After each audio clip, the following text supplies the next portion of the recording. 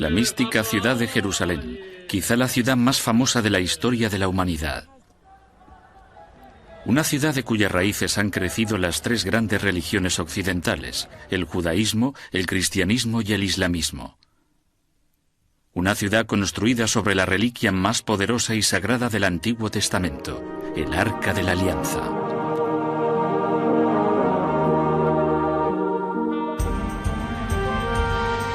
El Arca Perdida.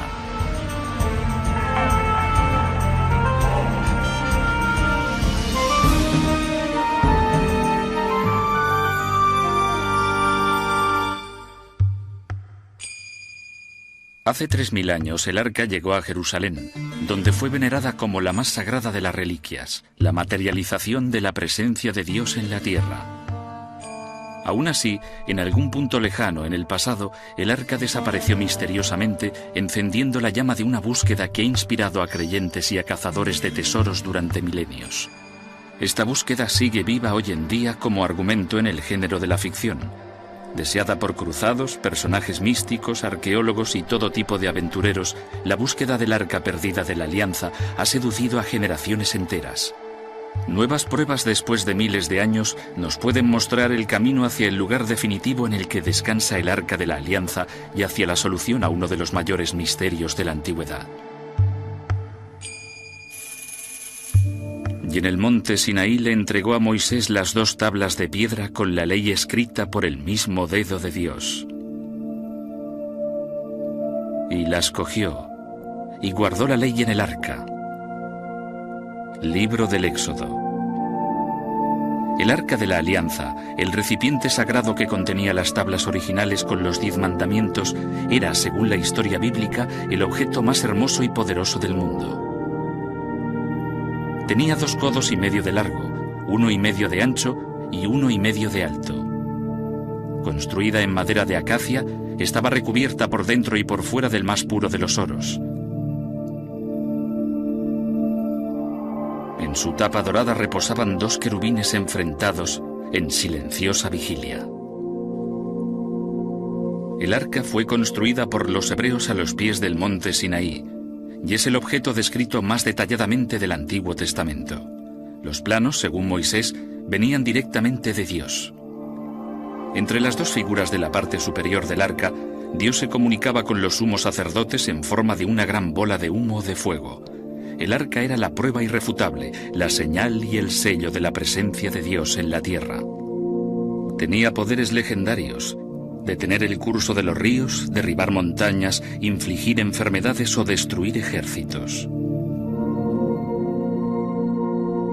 El Antiguo Testamento cuenta cómo durante la campaña de Josué para conquistar la ciudad de Jericó, el arca iba a la cabeza de su ejército. Durante 6 días, un grupo selecto de sacerdotes marchó alrededor de la ciudad llevando el arca con ellos. El 7º día finalizaron la 7ª y última vuelta, y al son de las trompetas de los sacerdotes, las murallas de Jericó se vinieron abajo. En más de 200 referencias, el Antiguo Testamento describe detalladamente los extraordinarios poderes del arca. Durante cientos de años, los hebreos la llevaron consigo en su caminar por el desierto. Cuando el rey David llegó al poder en el siglo XI a.C., llevó el arca a un lejano poblado en el monte Moriah. En su cima había una gran roca plana sobre la cual planeó construir un templo para el arca. Sin embargo, David murió antes de poder materializar su idea, y la empresa recayó sobre su hijo, Salomón, que reinó de 970 a 931 a.C. aproximadamente. Durante el reinado de Salomón, Jerusalén se convirtió en el centro de la vida política y religiosa de Tierra Santa. En el corazón de la ciudad estaba el templo que este rey construyó para albergar el Arca de la Alianza. Esta permaneció en el templo hasta algún tiempo después del año 900 a.C. Entonces desapareció misteriosamente.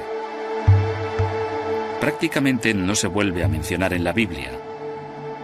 ¿Cómo pudo desaparecer el objeto más importante del mundo occidental sin dejar rastro o ni siquiera referencias de haber desaparecido? ¿Y dónde se encuentra el Arca de la Alianza en la actualidad? Jerusalén tiene un carácter espiritual. Atrae a peregrinos de todo el mundo. en la época medieval se pensaba que era el centro del universo. Durante milenios ha sido literalmente el centro de todas las religiones occidentales. Una ciudad que fue fundada con un propósito: albergar el Arca de la Alianza. En la actualidad se está llevando a cabo un estudio sobre los restos del antiguo Jerusalén por parte de arqueólogos como Gideon Avni, miembro de la Autoridad de Antigüedades de Israel. El templo que el rey Salomón construyó hace unos 3000 años se situaba justo detrás de mí. Estos escalones que veis aquí son más o menos los mismos que construyó el rey Salomón. Hoy en día sabemos incluso la posición exacta en la que el rey Salomón construyó el primer templo y que en algún lugar en el perímetro del monte del templo había un gran edificio en el que se guardaba el Arca de la Alianza. Según el Libro de los Reyes, la construcción del primer templo empezó alrededor de 966 a.C. Su arquitectura y diseño eran más grandiosos y elaborados que los de cualquier precedente. En el patio interior había un altar de sacrificios y una pila que pesaban cerca de 30 toneladas. La entrada estaba flanqueada por 2 columnas de bronce de 12 metros de altura. Tras las doradas puertas de madera de olivo se encontraba la morada del arca. Lo más sagrado de entre lo sagrado, con las paredes y el techo revestidos y remachados de oro puro. El arca fue definitivamente trasladada a lo que sería su emplazamiento permanente en el Templo de Salomón alrededor del año 955 a.C. Hay que remarcar que no hemos extraído nada sobre el primer período del templo de los restos arqueológicos. Tenemos la Biblia y otras fuentes, aunque la descripción del edificio está basada sobre todo en la Biblia. La parte más sagrada era la interior, a la que se refería como lo más sagrado de entre lo sagrado, y era donde reposaba el arca una vez construido el primer templo. Esta zona sagrada y el edificio fueron emplazados en medio de una gran plataforma que fue creada en la cima del monte del templo. Primero por el rey Salomón y renovada y ampliada más tarde hasta la magnificencia por el rey Herodes. Los pocos restos arqueológicos que hemos encontrado pertenecen sobre todo al segundo templo.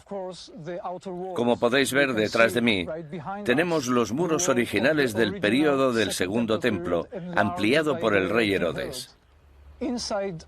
Dentro de los muros del monte del templo quedan restos de su pasado dorado, signos del arca, muy poca cosa, que puede que pertenezca al segundo período, pero por lo que sabemos, toda la zona habría sido renovada y reconstruida desde la roca en los períodos tempranos del islamismo, y hay pocas pistas que lo aclaren.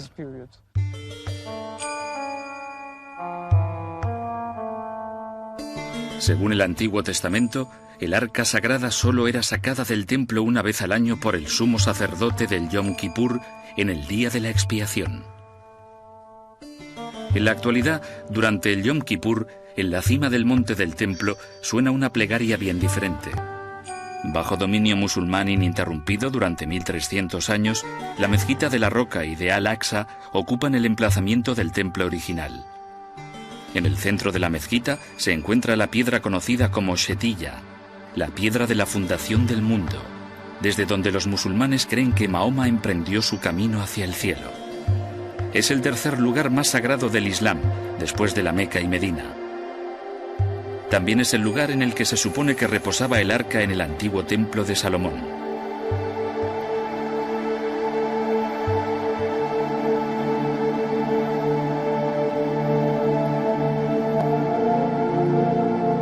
Durante años, la única parte del monte a la que los judíos tenían acceso eran estas largas piedras que formaban parte del muro del oeste del segundo templo. A solo un paso de la mezquita de la Roca, este constituye el lugar más sagrado del judaísmo.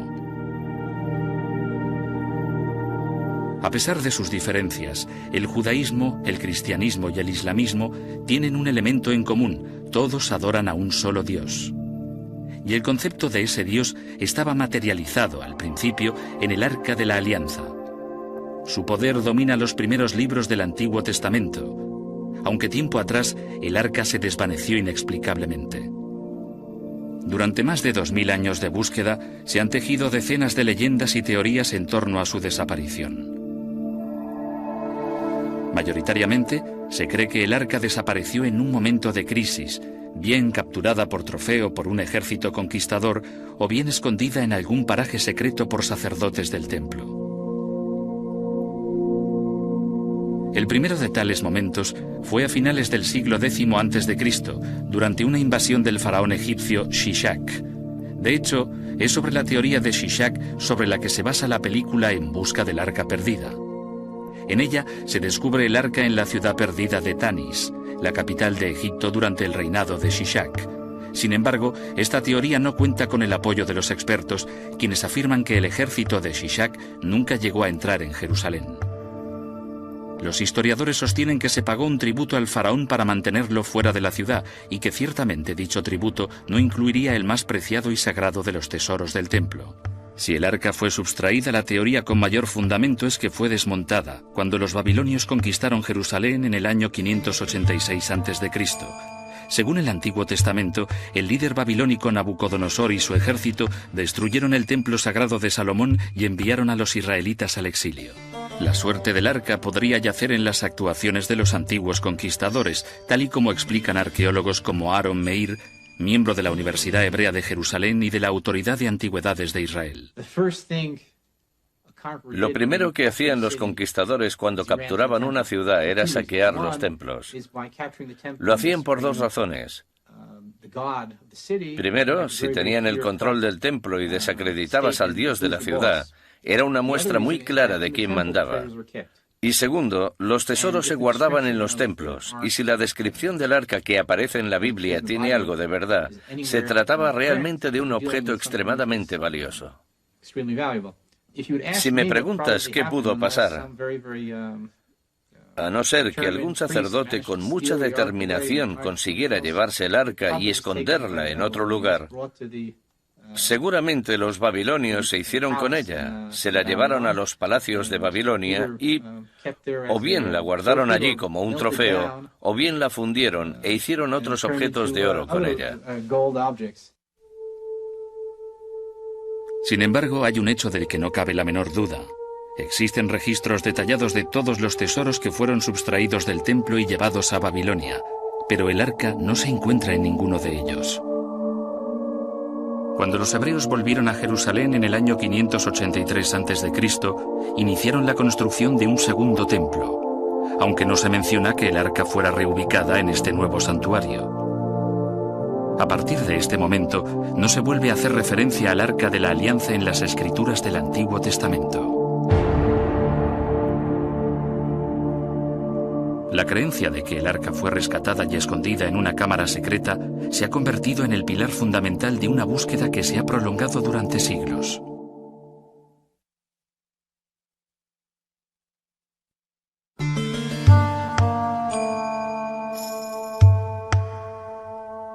El monte del templo.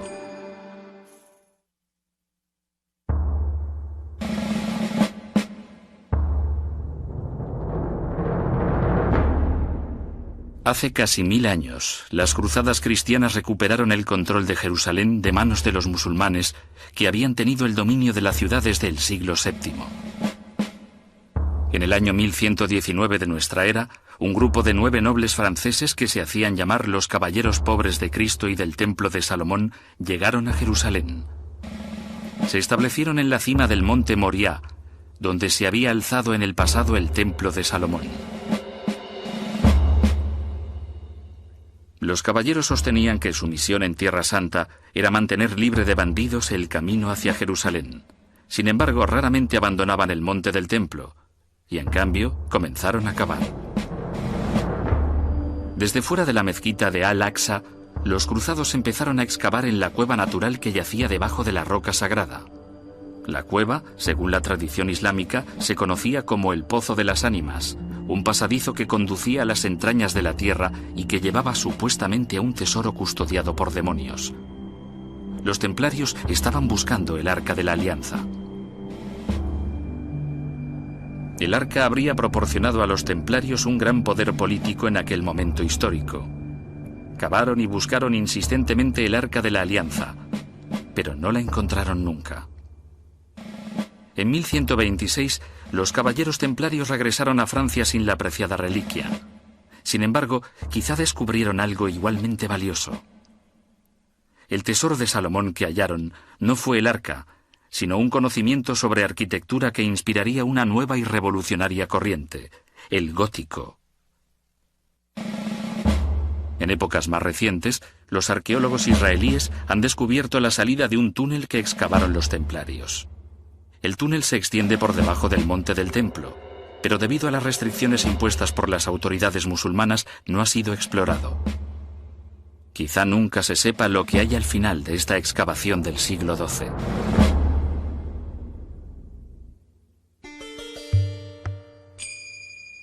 ¿Acaso podría estar aún el Arca escondida en algún lugar debajo del monte?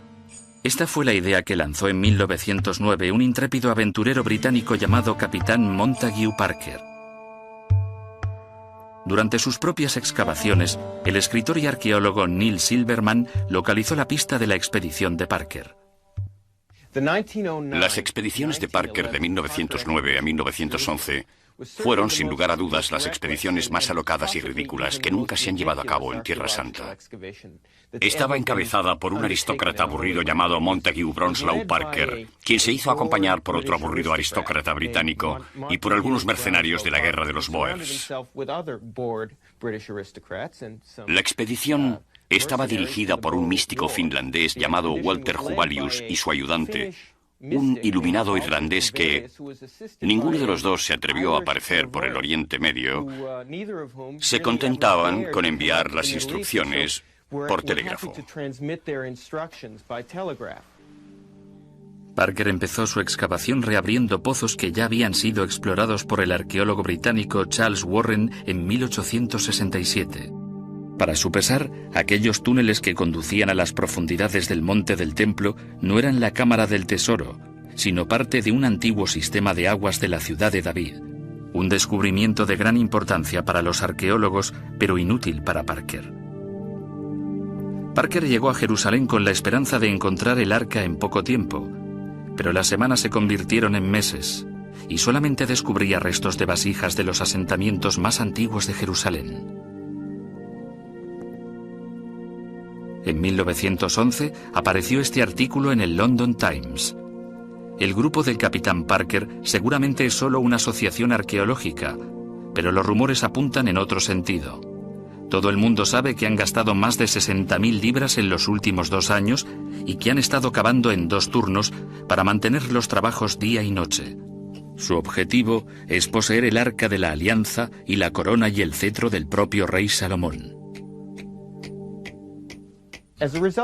Así que, debido a la desesperación y a la aparente presión que recibía de los aviadores que había conseguido por todo el mundo y que habían subvencionado la expedición, decidió emprender su última actuación, atrevida y casi suicida, en vez de intentar excavar debajo del monte del templo desde la vertiente de la ciudad de David.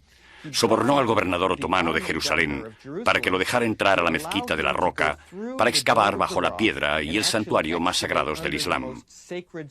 Los trabajos se realizaron unas cuantas noches en secreto, hasta que, por uno de esos accidentes que hacen historia, un fiel inesperado llegó a la mezquita de la Roca en mitad de la noche y descubrió a aquel inglés vestido de árabe y corrió inmediatamente la alarma por toda la ciudad. Parker no hizo lo debido. Él y sus hombres hicieron las maletas apresuradamente y salieron hacia la ciudad portuaria de Jaffa. Para cuando hubieron llegado a la costa, los mensajes de telégrafo ya informaban de que había disturbios en Jerusalén. La violencia se extendía a las zonas rurales a la vez que llegaban rumores de que unos infieles habían robado la corona y el anillo de Salomón, la espada de Mahoma y el Arca de la Alianza. Parker y sus hombres consiguieron embarcarse en un barco privado que había anclado en el puerto y escapar de la situación. La historia llegó rápidamente a todos los periódicos y Parker se convirtió en una persona non grata en todo el mundo. Esta expedición no consiguió nada en realidad, más que revueltas y un sentimiento de rechazo hacia los arqueólogos occidentales. El proyecto de Parker ha pasado a la historia como un gran fracaso y como algo que ha apartado la arqueología de Palestina durante décadas. Para satisfacer las demandas de sus avaladores, Parker decidió volver a Jerusalén. En octubre, volvió a tomar rumbo a Jaffa a bordo del mismo barco en el que se había escapado, pero varios amigos le avisaron de que estaría en grave peligro en el momento en que pusiera un pie en tierra firme, por lo que dio media vuelta.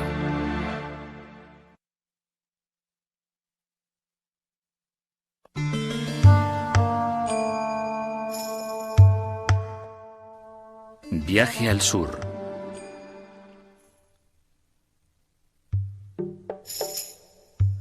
En 1989, un periodista británico llamado Graham Hancock hizo una declaración que sacudió al mundo. La legendaria Arca de la Alianza no estaba perdida, sino a salvo, escondida en una iglesia de Etiopía, a donde había sido trasladada en secreto hacía más de 1000 años.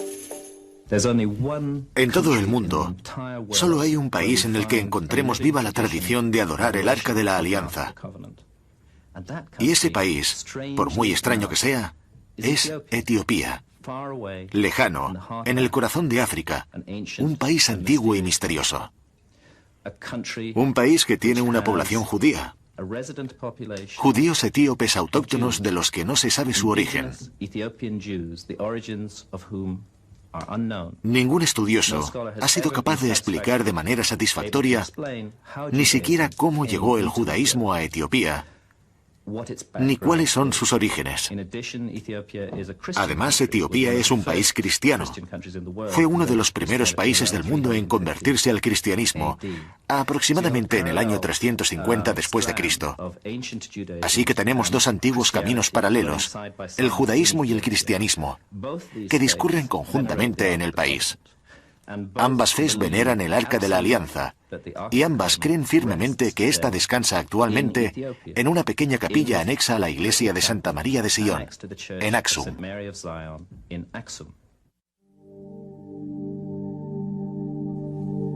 Pero si el arca ha estado en Etiopía todo este tiempo, ¿cómo es que el resto del mundo no se ha dado cuenta de ello? Puede que parte de la respuesta esté en la leyenda de cómo el arca llegó a Etiopía desde Israel. La Biblia narra que en tiempos de Salomón, Jerusalén era visitada por la misteriosa reina de Saba. Los etíopes creen que era reina de su país.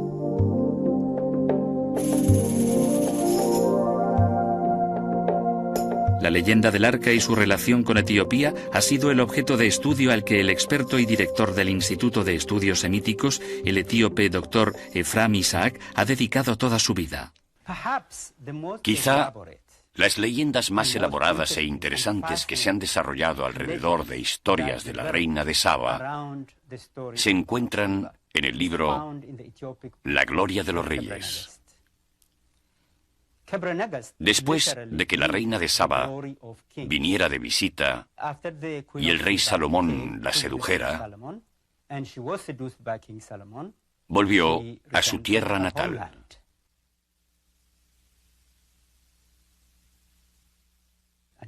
Y se quedó embarazada. Tuvo un hijo al que llamó Menelik.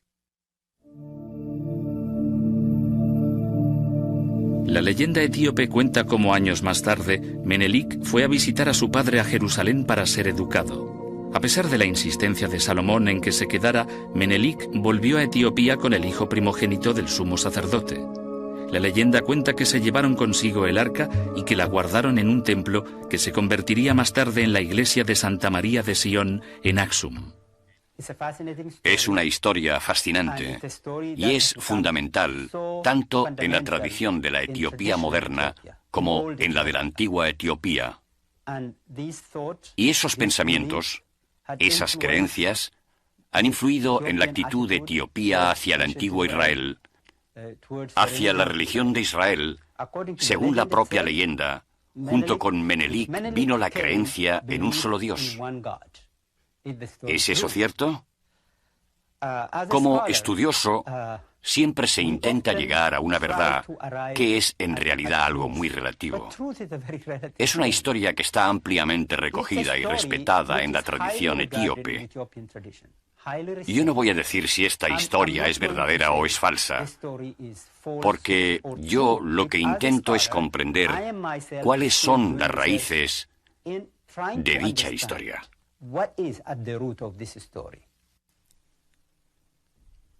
Esta fue la primera leyenda que Hancock encontró como corresponsal del Economist en el este de África en 1983. Hay graves problemas con esta leyenda. Axum no existía en tiempos del rey Salomón. En ese lugar no había nada. Axum no se edificó hasta el siglo V. Es decir, es una ciudad antigua, pero no lo suficiente como para haber albergado el arca en la época del rey Salomón. Cuando di con ese dato, empecé a replantearme el tema como un conjunto y empecé a analizar todo lo concerniente a Etiopía. Y conforme lo hacía, me iba dando cuenta de que esto encerraba un gran misterio. La primera pregunta que se hizo Hancock fue exactamente, ¿había desaparecido el arca? El arca no fue robada del templo de Salomón cuando éste gobernaba, y no fue traída a la ciudad de Axum, en Etiopía. Primero porque Axum no existía, y segundo porque si estudias la Biblia detalladamente como lo he hecho yo, si aplicas un programa informático a la Biblia para buscar no solo referencias directas al Arca de la Alianza, sino también indirectas, se obtiene un resultado muy interesante. Y es que el Arca de la Alianza todavía se encontraba en el Templo de Salomón en el año 701 a.C., 200 años o incluso más después del reinado salomónico. Yo particularmente no tengo ninguna duda sobre el resultado obtenido por ordenador. El arca estaba en el templo en el año 701, pero no lo estaba en el año 626 a.C. Y para mí, esta fue la primera pieza de un rompecabezas gigante a la hora de resolver lo que pasó realmente con el Arca de la Alianza. Hay un vacío de 80 años durante el que nuestra arca desapareció del templo. Estaba allí en el 701, pero no lo estaba en el 626. ¿Qué pasó? ¿Sucedió algo en ese periodo de 80 años que pudiera explicar la desaparición del Arca de la Alianza? La respuesta a esa pregunta era sí. Según la Biblia, algo muy importante sucedió en ese periodo de 80 años. Un rey llamado Manasés subió al trono de Jerusalén. Manasés hizo algo inconcebible que pudo ser la causa para sacar el arca de Jerusalén: convertir el templo de Salomón al culto pagano, instalando una figura pagana en lo más sagrado. Es en torno al año 650 a.C. El Arca de la Alianza fue trasladada del templo por sacerdotes que eran fieles a la antigua fe judía y que no podían permitir que el arca se quedara en un edificio que también contenía un ídolo pagano. Se la llevaron.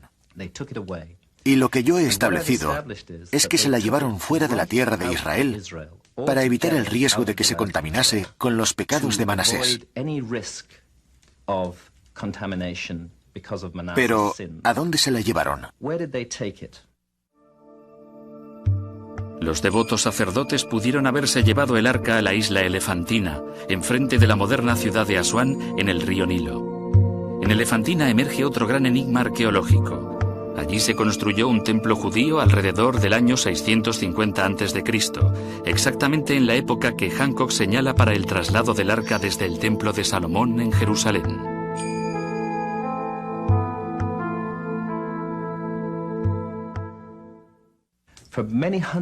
Durante muchos siglos hubo una comunidad judía en la isla de Elefantina. No tenían templo, ya que ninguna comunidad judía de fuera de Jerusalén tenía. Se suponía que el único templo era el de Salomón, y su función era albergar el Arca de la Alianza del Señor. Pero misteriosamente, al mismo tiempo que el arca desaparece del templo de Salomón de Jerusalén, se construye un templo judío en Egipto, en la isla de Elefantina, con la misma función. albergar el Arca de la Alianza.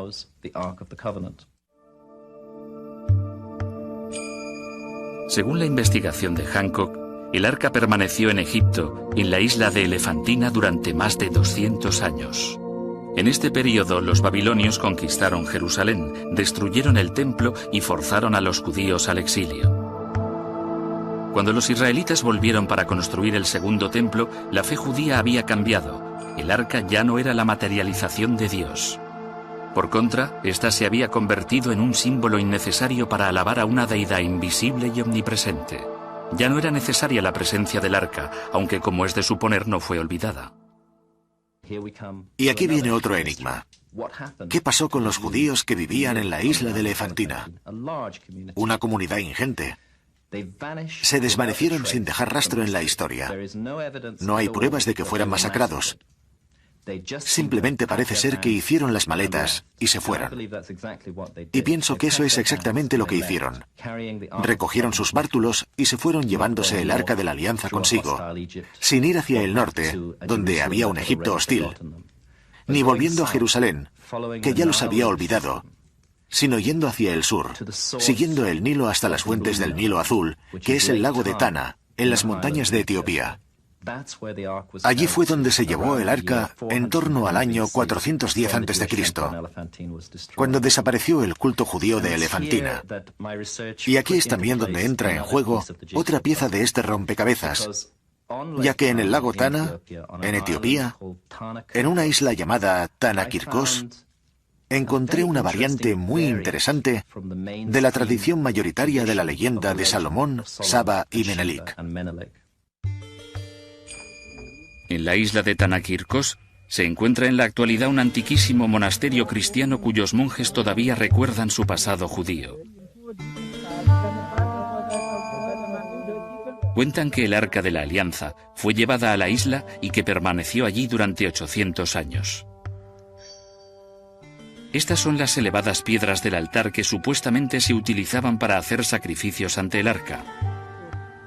En esta isla, el arca era el centro de un grandioso culto judío al Antiguo Testamento, y quizá en dicho culto se encuentren los orígenes de los judíos etíopes, los falashas, que continúan practicando una forma primitiva del judaísmo. ¿Qué ha pasado después de 800 años?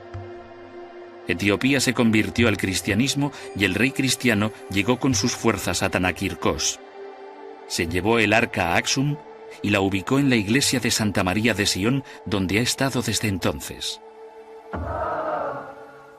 Aunque parezca mentira, el arca es el punto central de los ritos cristianos de Etiopía. Todas y cada una de las 20.000 iglesias etíopes contienen una réplica del Arca de la Alianza. Todas se consideran sagradas por su relación con el Arca de la Alianza que descansa en Aksum. ¿Se ha descubierto el arca finalmente?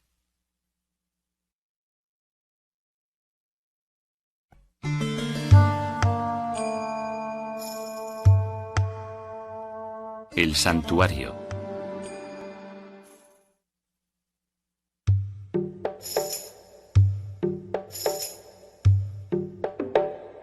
Lo crea o no lo crea el resto del mundo, los etíopes están convencidos de que durante siglos la única y verdadera Arca de la Alianza ha estado en esta pequeña capilla de Aksum. Está guardada bajo llave, fuera del acceso de toda persona, excepto de un hombre. Él es el guardián del Arca de la Alianza, un monje cristiano que pertenece a la Iglesia Ortodoxa Etíope. Un hombre que es elegido por el anterior guardián por la absoluta pureza de su corazón. Una vez escogido, no puede abandonar el recinto de la iglesia durante el resto de su vida. El guardián actual es Abba Tesfa Marium. Todos los etíopes creen que solo un hombre puro y completamente limpio de pecado puede acercarse al arca. Porque si no es puro y completamente limpio de pecado, el arca lo mataría. Y a mí me han contado casos en los que el arca ha matado a gente por no ser apropiada para acercarse a ella. Lo que hay que entender es que el arca es el centro de la fe religiosa de este país. Sobre ella hay formada una áurea de poder y de peligro. El poder de Dios. No es algo sobre lo que bromear o reírse. No es ninguna atracción turística. Los etíopes creen que el arca, como narra el Antiguo Testamento, es Dios, el trono de la presencia de Dios. Y por eso solo un hombre se le puede acercar. Ningún fotógrafo ha sido conducido nunca junto al arca, ni parece posible que suceda. Pero la descripción parece coincidir con la que se cita en la Biblia. Describe el arca, está deseando describirla, como un recipiente dorado situado sobre dos fustes de carga. Describe sus dimensiones con gestos. Sobre todo, dice que es un objeto antiguo que le causa puro terror. Cuenta que la primera vez que estuvo ante el Arca de la Alianza, en la capilla del santuario, se puso a temblar de miedo. Y le pregunté, ¿por qué? ¿Por qué temblabas de miedo? Dijo que porque el arca era de fuego. Este hombre está explicando una vivencia real para él. La verdad de sus palabras se encuentra en la manera en que habla.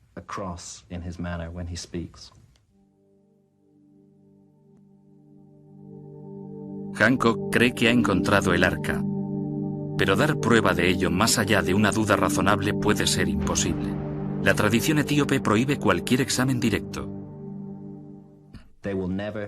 Nunca van a cambiar esa tradición, ni permitirán a nadie entrar en la capilla para ver si el arca se encuentra allí o no.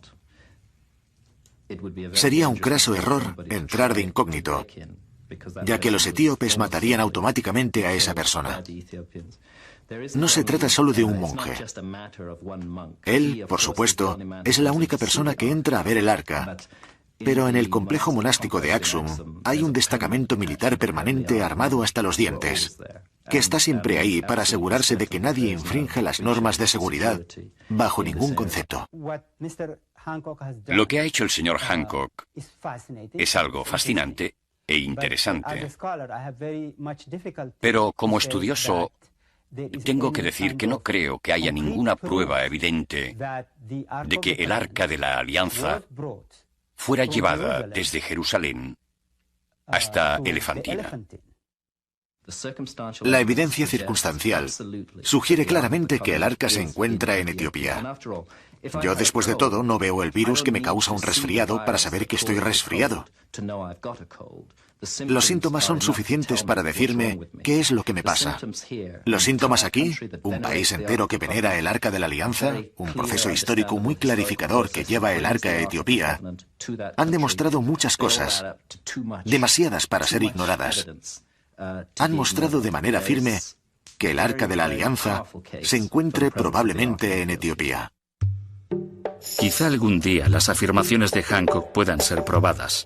Hasta ese momento, la prueba circunstancial es todo de lo que se dispone para ubicar el arca en Aksum. Para Hancock ya es suficiente.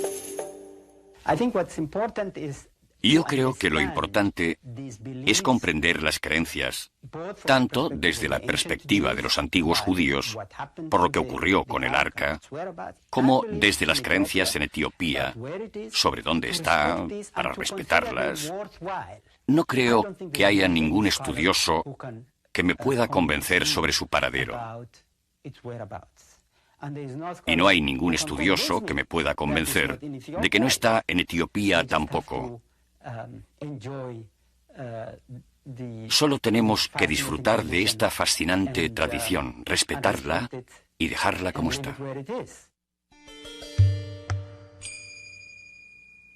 A través de los siglos, la importancia del hecho religioso y la curiosidad por los tesoros han inspirado a generaciones para continuar con su búsqueda. A veces pienso que la intensidad con la que se buscan antiguos objetos bíblicos y yacimientos arqueológicos es en realidad una muestra de la debilidad de la fe, más que del poder de la fe. Cuando la gente cree de corazón en un determinado hecho bíblico o en lugares bíblicos, no existe la necesidad de encontrar el objeto en sí para comprobar que es como lo describe la Biblia.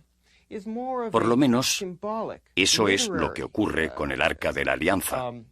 que es más bien un objeto simbólico y literario que representa el poder del Dios israelita, que no un lugar donde tenga que ir nadie para ver que ese recipiente, con unas dimensiones específicas, existe. Y de ahí en adelante, creer firmemente en el arca de la que habla la Biblia. Puede que nunca se encuentre una prueba. Seguirá habiendo gente que piense que el arca está enterrada bajo el monte del templo, a pesar de que las posibilidades de encontrarla parezcan pequeñas. Tal y como están las cosas a día de hoy, nadie va a excavar en el perímetro del monte del templo.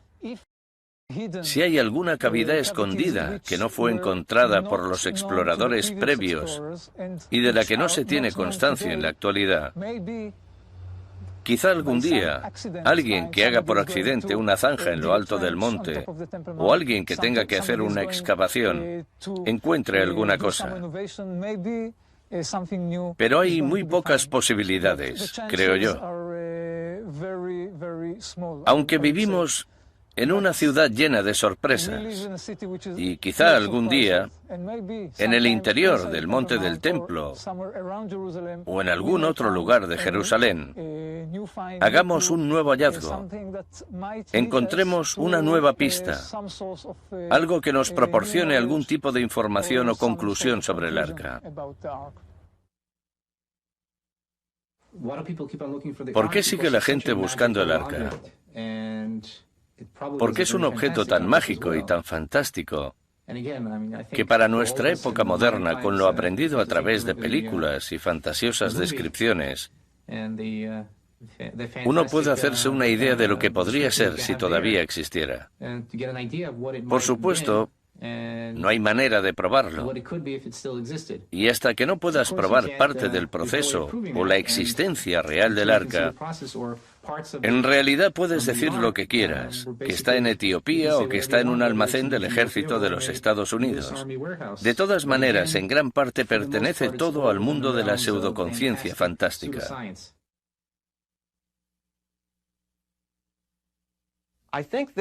Yo creo que es importante que la gente recuerde que las diversas versiones, ya vengan de la literatura rabínica, del profeta Jeremías o de la tradición etíope, reflejan cada una tradición religiosa o una escuela diferente a la hora de concebir el arca y su significado simbólico.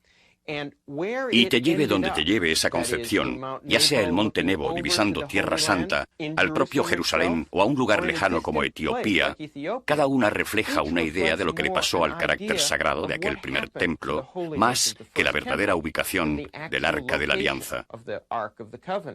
En ningún caso se pueden leer como mapas literales que te conducen al tesoro. Son todo expresiones religiosas que se han apreciado de esa manera. De entre los antiguos enigmas del mundo, el misterio del Arca de la Alianza es uno de los pocos que ha sobrevivido y que tiene una versión contemporánea. En el punto de mira de las grandes cuestiones sobre la religión y la fe, el Arca todavía ejerce su influencia sobre los que piensan que se encuentra en Etiopía y sobre los que creen que está, en estos momentos, y quizá para siempre, perdida en alguno de los lugares secretos de Tierra Santa. Como garantía específica de que Dios existe, su valor como tesoro va más allá del simple oro con el que fue construida. Si el arca fuera encontrada hoy mismo, nadie sabe cuáles serían las repercusiones. Muchos opinan que sería mejor si la suerte del arca continuara siendo un misterio.